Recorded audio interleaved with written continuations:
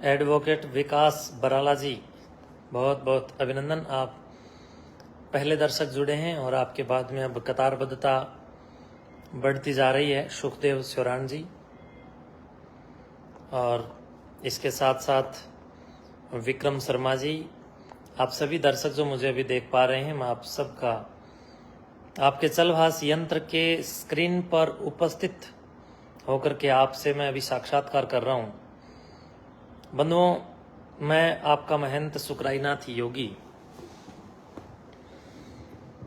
आज आपके बीच में एक विशेष चर्चा को लेकर के उपस्थित हुआ हूं। अभी मेरे को देख पा रहे हैं श्रीमान अंकित रेड्डू जी, श्रीमान संदीप चहल जी, सुखदेव चौरान जी, कालू बाबा जी, पंडित दयानंद शास्त्री जी, विक्की मलिक जी, विकास खटकड़, नवदीप बेनीवाल, दुहन साहिल जी, संदीप खरब जी, अमित कुमार धीमान जी, पंकज कश्यप जी, गुरमीत संधु जी, संदीप चौरान भाई,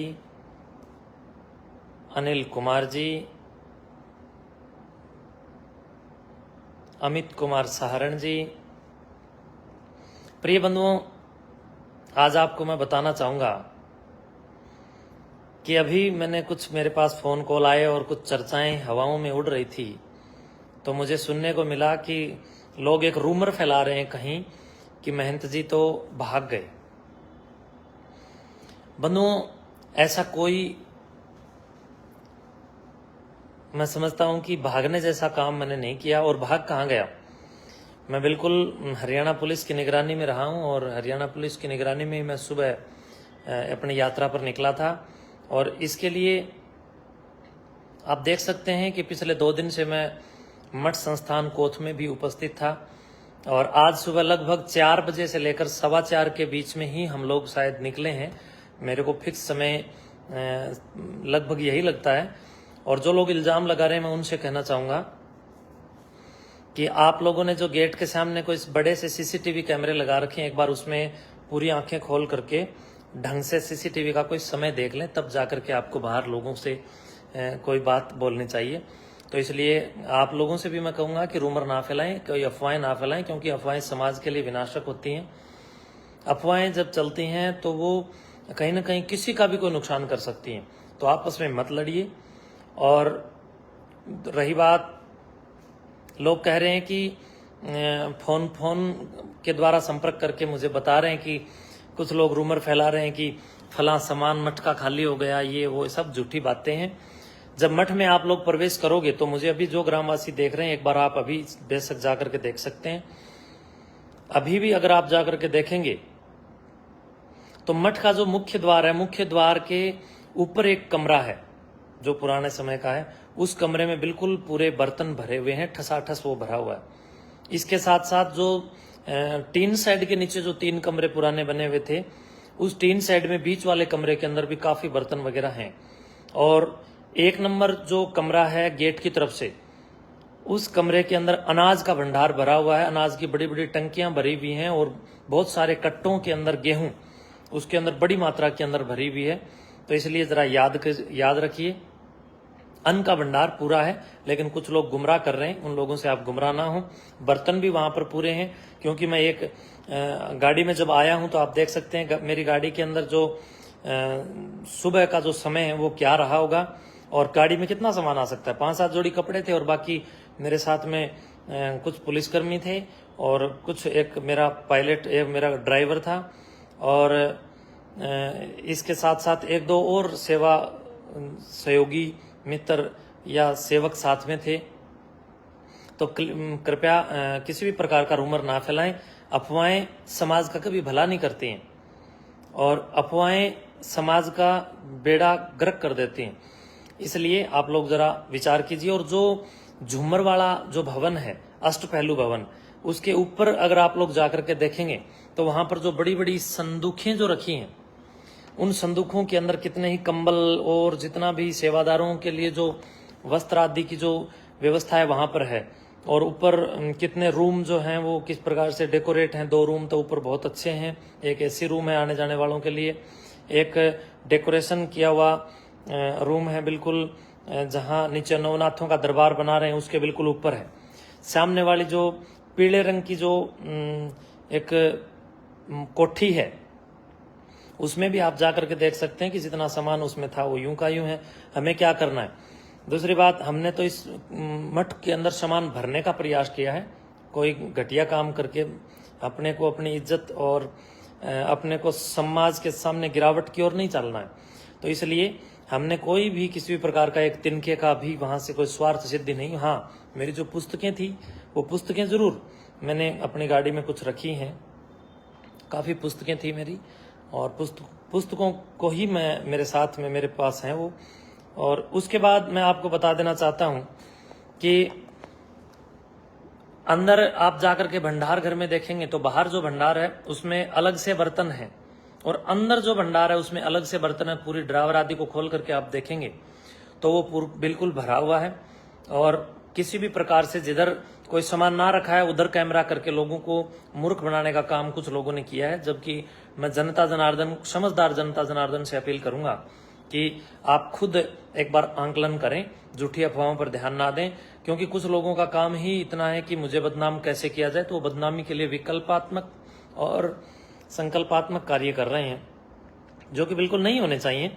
क्योंकि ये लड़ाई जो थी, ये लड़ाई जब तक मेरे साथ चल रही थी तो मैं लड़ रहा था, लेकिन जब लोग आपस में लड़ने लग गए, उग्र और एक दूसरे के खिलाफ उकसाने वाली टिप्पणियां करने लग गए, तब मैंने ये विचार किया कि आपस में लोगों को लड़ा के नहीं मारना है।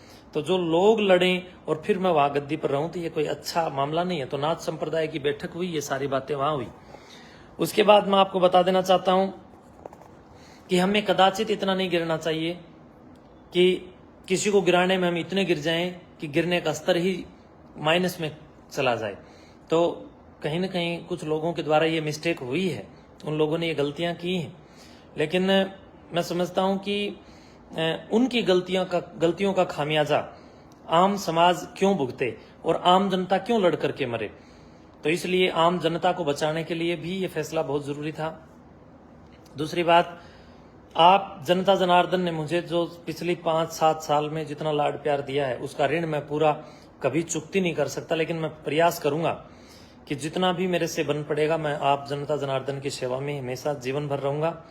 और एक योगी होने के नाते अपना पूरा कर्तव्य और पूर्ण कर्तव्य निष्ठता के साथ आप लोगों के साथ समर्पित भाव के साथ मैं आगे भी इसी प्रकार पूरे हरियाणा और आसपास के प्रदेशों में क्रांति की तेजस्विता को प्रकाशित करने के लिए पुलकित बुद्धि के साथ आगे बढ़ूंगा। जिस प्रकार हमने पिछले वर्षों में काम किया है, ठीक उसी प्रकार हम आने वाले वर्षों के अंदर भी बड़े लेवल पर काम करेंगे और हरियाणा के अंदर शिक्षा की अलख जगाएंगे, नशाखोरी के खिलाफ काम करेंगे, जन जागरूकता के लिए भी काम करेंगे, और जितना भी बन पड़ेगा वृक्षारोपण से लेकर जल संरक्षण से लेकर भ्रूण हत्या के खिलाफ हम पूर्ण प्रतिबद्धता के साथ कटिबद्ध होकर के खड़े होंगे और संकल्पों के साथ खड़े होंगे, औरों को भी संकल्प अभियान में जोड़ेंगे। दूसरी बात, जो लोग कुछ बोल रहे हैं कि भी सामान ले गए, कोई सामान नहीं ले जाया गया, सब झूठी बातें हैं। और जो लोग सामान की बात कर रहे हैं वो एक तरफ तो कह रहे हैं हम 7 साल में आ जाए हैं, एक तरफ बोल रहे हैं कि हम सामान ले गए। तो इस प्रकार की फालतू बातें ना करें, क्योंकि जब आप 7 साल में आए नहीं तो आपको क्या पता वहां क्या सामान था या क्या नहीं था। बर्तन वहां पर फुल है, पूरे कमरे वहां पर बर्तनों के भरे हुए हैं। बिल्कुल मुख्य द्वार के ऊपर वाला कक्ष बिल्कुल भरा हुआ है, लगभग 500, 700, 400 तो बाल्टियां होंगी वहां पर। और हर बार भंडारे में जितना नया बर्तन खरीदा जाता है, फिर वो भंडारे में काफी बर्तन इधर उधर हो भी जाते हैं, लेकिन फिर भी हम लोग हर बार भंडारे में नए बर्तन खरीदते रहे। तो आप जनता जनार्दन के बीच में हो। रही बात मठ के हिसाब किताब की, तो मठ का हिसाब किताब जल्दी ही कुछ दिनों में हम लोग सभी साधु संत पूज्य महंत पीर हमारे हम लोग इकट्ठे होकर के सारे संतों के बीच में वो सब हिसाब किताब भी हम लोग देंगे। एक भी पैसा अगर मठ का कोई खाएगा तो मैं समझता हूँ उसको प्लास्टिक के कीड़े पड़ेंगे, चाहे उसमें मैं हूं चाहे कोई और हो। तो कभी भी हम लोगों को धार्मिक संस्थानों का पैसा अपने व्यक्तिगत कार्यों के लिए प्रयोग नहीं करना चाहिए। समाज के उदय के लिए, समाज की भलाई के लिए हमें कहीं ना कहीं सामाजिक अर्थव्यवस्था का, सामाजिक अर्थ का प्रयोग करना चाहिए, व्यक्तिगत के लिए नहीं। दूसरी बात, आप सबसे कहना चाहूंगा कि जितनी भी अफवाहें फैल रही हैं उन अफवाहों पर ध्यान ना दें, केवल और केवल अफवाहें हैं। और रात 3 बजे कुछ लोग कह रहे हैं कि रात 3 बजे आप गए हैं, तो ये सब बनी बनाई बातें हैं। और इसकी सच्चाई जानना है तो गेट मठ के बिल्कुल बाहर मेन सड़क के ऊपर सीसीटीवी कैमरे लगे हैं। तो जब हमारी गाड़ी गई है और मैं पुलिस की निगरानी में हूं, पुलिस की निगरानी में गया हूं, तो इसमें भाग कर जाना या नए जाने का तो कोई सवाल ही नहीं उठता है। और मैं अपने काम के लिए गया हूं, एक कार्य के लिए गया हूं। उस कार्य की सिद्धि के बाद मैं फिर आप लोगों के ही बीच में और मिलते भी रहेंगे, और जो है एक दूसरे के साथ मिलकर के अपने मठ का विकास हो, इसके लिए भी हमें प्रेरणा पुलकित करनी चाहिए, और हम लोग करेंगे। और मैं बधाई देना चाहता हूं हमारे योगीराज, जो वहां पर अभी नवनिर्वाचित गद्दी नशीन योगी जिताईनाथ जी महाराज हैं। जिताईनाथ जी गद्दी पर आसीन हुए हैं, उनको मेरी ओर से बहुत बहुत बधाई। मेरे अच्छे मित्र हैं, और हम दोनों के बीच में जो छोटा मोटा मतभेद था वो बिल्कुल खत्म हो चुका है, कोई मतभेद नहीं है। गद्दी पर रहना तो संत को ही है, चाहे वो कोई भी संत हो, तो इसलिए साधु संत सब एक बराबर हैं। और योगी जिताईनाथ जी का भी आप लोग साथ दीजिए जिस प्रकार मेरा दिया था, और मिलकर के सारे अपने मठ को और अपने समाज को उन्नति के पथ पर आगे लेकर के चलिए। क्योंकि योगी जिताईनाथ जी ने अब कार्यभार संभाला है, और धीरे धीरे वो इस सारे मैटर को समझेंगे, और समझने के बाद आप लोगों का जब उन्हें सहयोग मिलेगा तो वो बहुत कहीं ना कहीं बड़े स्तर पर काम करेंगे। बड़ौदा और कोथ दोनों गांवों की पुरानी कहावतें भी रही हैं, इनमें कोई फर्क नहीं है। बड़ौदा, कोथ, नाड़ा, खापड़, गैबीनगर, जयजवान, बरसोला, बुडायन, कापड़ो, ये सारे गांव एक मित्र गांव हैं। इसके आसपास में गांव भोंगरा है, बुडायन है, या अलीपुरा है, या आसपास में जितना भी परिक्षेत्र मंडल है, वो सब एक मित्र मंडल के रूप में रहे, और मिलकर के अपनी गद्दी परंपरा को, पौराणिक परंपरा को, सिद्धों की परंपरा को, संतों की परंपरा को आगे बढ़ाएं। और इन इल्जामों से और इन फेक न्यूज खबर से बिल्कुल बचिए। रही बात मेरे अंदर लगे हुए सीसीटीवी के डीवीआर की, उसमें हमारा रिकॉर्ड है। कल को कोई घटना ना घटे, कल को कोई इल्जाम ना लगे, उसके लिए वो रिकॉर्ड हमें सुरक्षित रखना होता है। वो रिकॉर्ड हमने सुरक्षित रखा है, और क्योंकि उसमें पिछले 1 महीने का या 1.5-2 महीने का जितना उसकी वो क्षमता जो रही होगी, उस पूरी क्षमता का वीडियो क्लिप उसके अंदर जो लाइव रहा है वो सेव है, तो वो हमने सेफ उसको रखा हुआ है। और ये सब फालतू बातें हैं कि कोई किसी भी प्रकार का वहां से कोई सामान उठाया, कुछ नहीं। तो इसलिए भाईचारे को बनाए रखें, मिलकर के रहें, एक रहें, नेक रहें, और अपने मन मस्तिष्क की शुद्धता को रखें। और जितनी भी ये जो रूमर जो चल रहा है इससे आप बचें, और गौओं की सेवा करें, खूब करें, और मन लगा करके करें, और जितना भी हो सकता है अच्छा करें, सेवा करें। हम लोग आने वाले समय के अंदर फिर बड़े स्तर पर काम करेंगे, मिलकर के हम सब काम करेंगे, तभी अपना हरियाणा नंबर 1 बनेगा, आगे बढ़ेगा। और एक दूसरे को गाली देना या किसी को छोटे शब्द से अलंकृत करना एक छोटी सी बुद्धि का, एक अल्प सोच का, एक टूटी हुई या कहीं ना कहीं विकृत बुद्धि का प्रतीक होता है। लेकिन किसी को सम्मान देना एक बहुत बड़ी बात है। इसलिए मैं आप सबको सम्मान दे रहा हूं, जितने भी हैं और जितने हमारे साधु हैं उनको भी। और मैं समझता हूँ दूसरे को सम्मान इज्जतदार आदमी दे सकता है, क्योंकि जिसकी खुद के पास जिसकी इज्जत नहीं हो, दूसरे को क्या इज्जत देगा। इसलिए हमें एक दूसरे को गाली गलौज नहीं करना चाहिए।